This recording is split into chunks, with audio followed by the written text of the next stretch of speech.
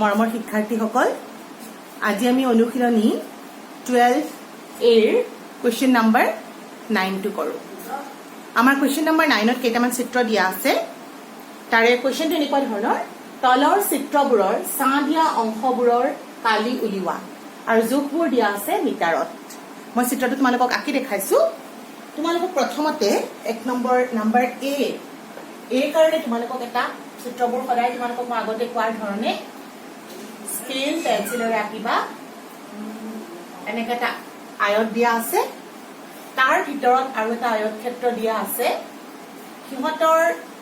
এইটো আয়ত ক্ষেত্ৰৰ পৰা দূৰত্ববোৰ সমান, অৰ্থাৎ এইটো মই জইন কৰিলো, এইখিনি জইন কৰিছো, দ্বিতীয় আয়ত ক্ষেত্ৰটো দিয়া আছে। তোমালোকে মন কৰা, ইয়াৰ পৰা ইয়ালৈ এইখিনি যিমান দূৰত্ব এইখিনিও সমানে আছে হা। আৰু তোমালোকৰ ছাঁ দিয়া আছে এইটো অংশত, এই অংশটো তোমালোকৰ ছাঁ দিয়া আছে।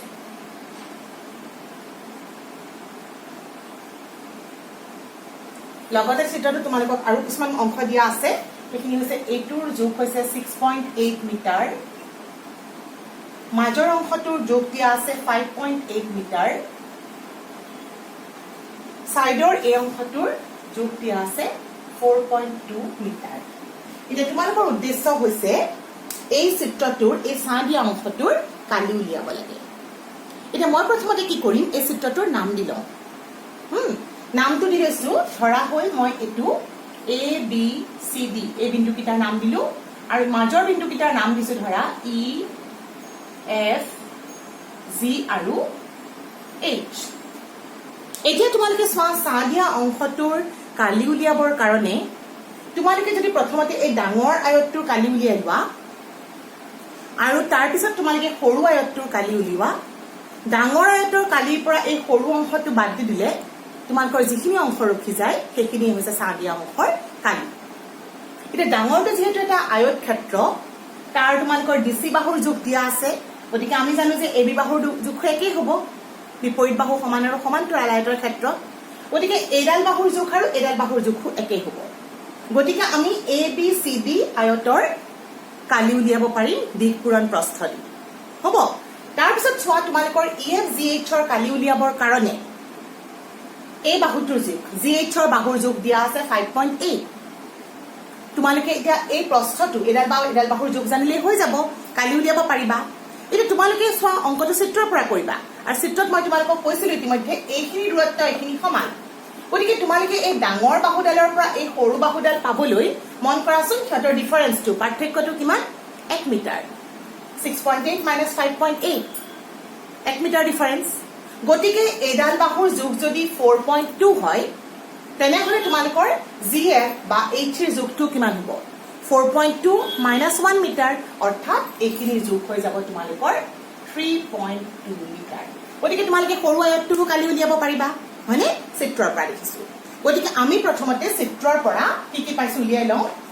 চিত্ৰৰ পৰা তোমালোকে পালা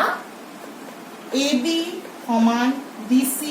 সমান 6.8 মিটাৰ, তাৰপিছত BC সমান AB সমান 4.2 মিটাৰ, হয়নে? গতিকে আমি ABCDৰ কালি উলিয়াব পাৰো। ABCD আয়তৰ কালি হ'ব কিমান হ'ব? দিশ পূৰণ প্ৰস্থ। গতিকে 6.8 ইনটু 4.2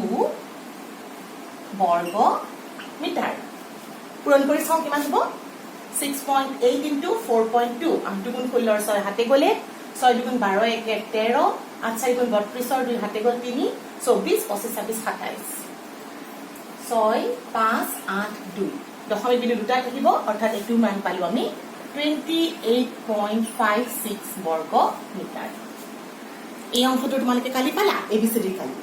এতিয়া মোৰ নেক্সট উদ্দেশ্য হৈছে EFGHৰ কালি উলিয়াব লাগে, হয়নে? গতিকে EFGHত আমি আকৌ দেখিলো,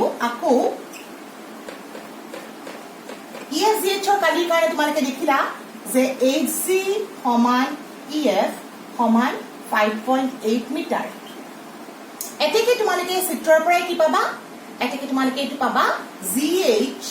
GF is equal to HC is equal to আমি কেনেকৈ উলিয়াইছো মই তোমালোকক কৈ দিছো 4.2 minus 1 মিটাৰ অৰ্থাৎ আৰ মান পালো আমি 3.2 মিটাৰ হল গতিকে আমি এবাৰ HG EF আৰু GF আৰু HC মানটো পালো গতিকে আমি EF GH ৰ কালি উলিয়াও হবনে এবাৰ মই EF GH ৰ কালিটো উলিয়াই লওঁ ঠিক আছে গতিকে EF GH ৰ কালিৰ কাৰণে মই কি কৰো চোৱা এতেকে EF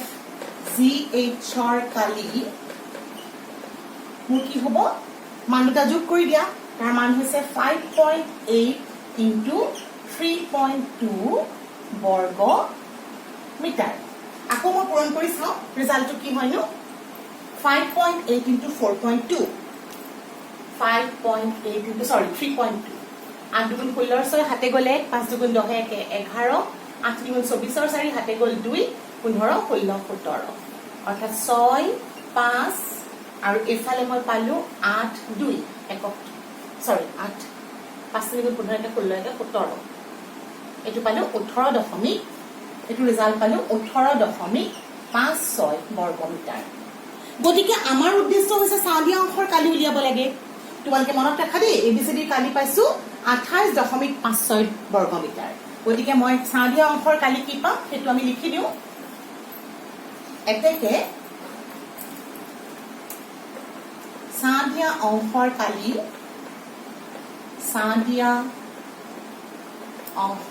কালি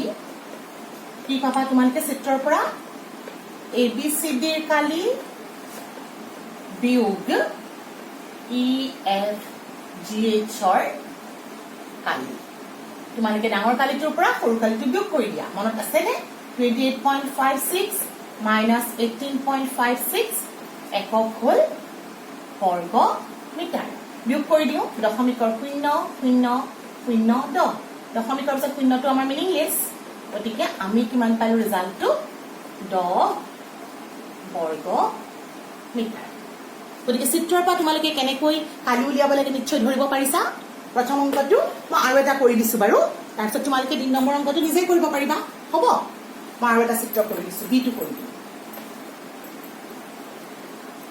বি প্ৰথমতে মই চিত্ৰটো আঁকি লৈছো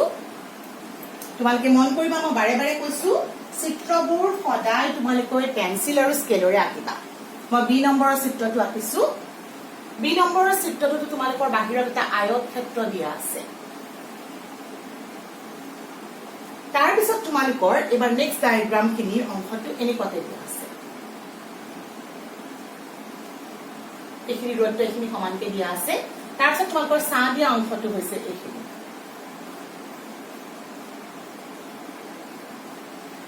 হল চিত্ৰত তোমালোকৰ দিয়া আছে এইখিনি দৈৰ্ঘ্য দিয়া আছে 9.7 এইখিনি হৈছে 7 তলত দিয়া আছে 12.5 এইবোৰ মিটাৰত দিয়া আছে দেই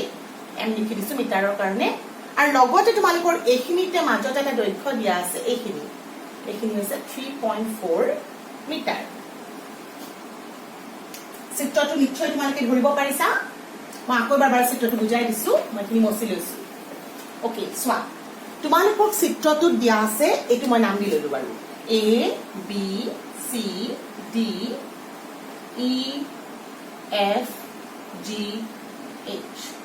এটা ABCD কালি তোমালোকে ধৰিব পাৰিছা AB ৰ যোগ আৰু BC ৰ যোগ দিয়া আছে AB যিমান ডাঙৰ DC সমান ডাঙৰ আৰু এটো যিমান ডাঙৰ এইখিনি সমান ডাঙৰ অৰ্থাৎ ABCD ৰ কালিৰ কাৰণে মই কি কৰিম 12.5 পূৰণ 7 কৰি দিলে হৈ গল এতিয়া আমাৰ চোৱা এই ভিতৰৰ চতুৰ্ভুজটো যেটো ভিতৰৰ আয়তটো যেটো আছে চতুৰ্ভুজ কলেও ভুল নহয় বাৰু ভিতৰৰ আয়তটোৰ কাৰণে তোমালোকক EF ৰ যোগ দিয়া আছে 7.5 তাৰ পিছত তোমালোকক এইখিনি দৈৰ্ঘ্য দিয়া আছে 3.4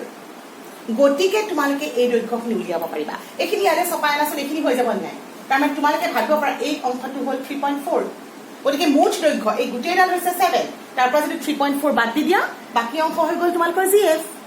গতিকে GF ৰ দৈৰ্ঘ্যটো উলিয়াই লব পাৰিম আৰু তাৰ পৰা মই কি কৰিব পাৰিম ডাঙৰ চতুৰ্ভুজটোৰ পৰা সৰু চতুৰ্ভুজটো বিয়োগ কৰি দিম ডাঙৰ আয়তটোৰ পৰা সৰু আয়তটো বিয়োগ কৰি দিলে আমি নিৰ্ণয় অংশটো পাই যাম গতিকে মই প্ৰথমতে কৰো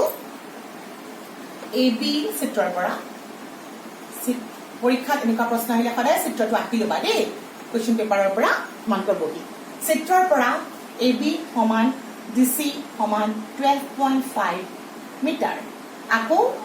BC সমান AD সমান 7 মিটাৰ এতেকে ABCD ৰ কালি বিপূৰণ প্ৰস্থ মই এটো লিখা নাই আৰু জানুৱে যেহেতু আয়ত বাৰে বাৰে উলিয়াই আছো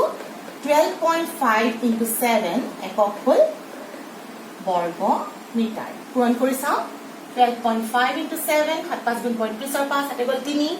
14 15 16 17 7 হাতে গলে 7 গুণ 7 একে 8 87.5 বৰ্গ মিটাৰ এটো মই পালো ডাঙৰ খিনি অংকৰ কাৰণে তাত মই সৰুটোৰ কাৰণে চোৱা তোমালোকক আকৌ দিলো আকৌ তোমালোকৰ হাতত BC আছে BC সমান AD সৰি BC নালাগে নহয় সৰুটোৰ কাৰণে মই একো বুজি কৈছো EFGH হে লাগিব তোমালোকক আকৌ ভিতৰটোৰ কাৰণে দিয়া আছে EF দিয়া আছে EF ৰ লগত HG সমান আৰু সেইখিনি মান দিয়া আছে 9.7 মিটাৰ তাৰ পিছত তোমালোকে GF উলিয়াব লাগিব GF টো কেনেকে পাম এই মুঠ দৈৰ্ঘ্য BC পৰা এই অংশটো বাদ দিও তাৰ মানে তুমি BC মাইনাস মইটো ডাইৰেক্ট ভ্যালু লিখি দিছো ইমান মিটাৰ এটো এককটো আমি লিখি আছো নহয় আপুনি এটা কৰিছো BC দুখটো বহাই দিয়া তাৰ মানে 7 minus 3.4 একক হল মিটাৰ বিয়োগ কৰি দিয়া 7.0 ৰ পৰা 3.4 বিয়োগ কৰো 6 অৰ্থাৎ 3.6 মিটাৰ এখিনি মই পালো GF ৰ দৈৰ্ঘ্য এতিয়া আমাৰ উদ্দেশ্য হৈছে কি সাদিয়া অংশৰ কালি লাগে গতিকে মই সাদিয়া অংশৰ কালিৰ কাৰণে কি কৰিব লাগিব ডাঙৰ অংশটোৰ পৰা সৰু অংশটো বিয়োগ কৰি দিম এতেকে সাদিয়া অংশৰ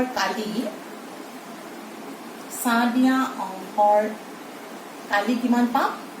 ABCD ৰ কালি বিয়োগ EFGH ৰ কালি মানখিনি বহাই দিয়া মানটো বহাই দিও 87.5 বৰ্গ মিটাৰ পাইছো প্ৰথমটো মানটো মই লিখি লওঁ দেই মছি দিলে আকৌ পাহৰি যাব পাৰো নহয় এটো হল 87.5 বৰ্গ মিটাৰ সৰি মই EFGH ৰ কালি উলিয়াইলো এখিনতে মই EFGH ৰ কালিটো আগতে উলিয়াই লব লাগিব দেই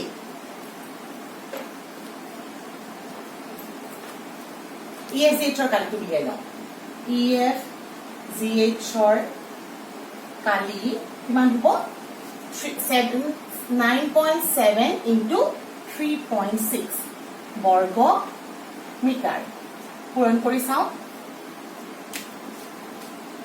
গ্ৰাফৰ কত কৰিবা পূৰণবোৰ মই তোমালোকক ইয়াতে বুজিবৰ কাৰণে কাষতে দেখাই দিছো তোমালোকৰ পূৰণ ফলটো কৰিবৰ কাৰণে 9.7 into 3.6 6 7 গুণ 42 ৰ 2 হাতে গল 4 6 গুণ 54 58 3 7 21 ৰ 1 হাতে গল 2 3 গুণ 27 28 29 2 9 14 4 হাতে গল 1 34 পইণ্ট এখিনি মই পালো 34.92 বৰ্গ মিটাৰ গতিকে 8.8 ৰ পৰা মই যেটা এখিনি মাইনাস কৰি দিম 34.92 একক হল বৰ্গ মিটাৰ এটা বিয়োগ কৰি দিও তলৰখিনি মছি দিছো মই বিয়োগ কৰিলে কিমান পাম চাও 87.5 ইফালে 34.92 0 এটা দিলো 10ৰ 2 গল থাকিল 8 14ৰ 9 গল থাকিল 5 6 2 5 হল 52 হল so the answer is 52.58 বৰ্গ মিটাৰ গতিকে মই ভাবিছো তোমালোকে কেনেকৈ চিত্ৰবোৰৰ পৰা কালি উলিয়াব লাগে নিশ্চয় ধৰিব পাৰিছা অংকটো ভালকে বুজি লবা ঠিক আছে তাৰ পিছত তোমালোকে বহিত লিখিবা আজিলৈ এইখিনিতে এৰিছো থ্যাংক ইউ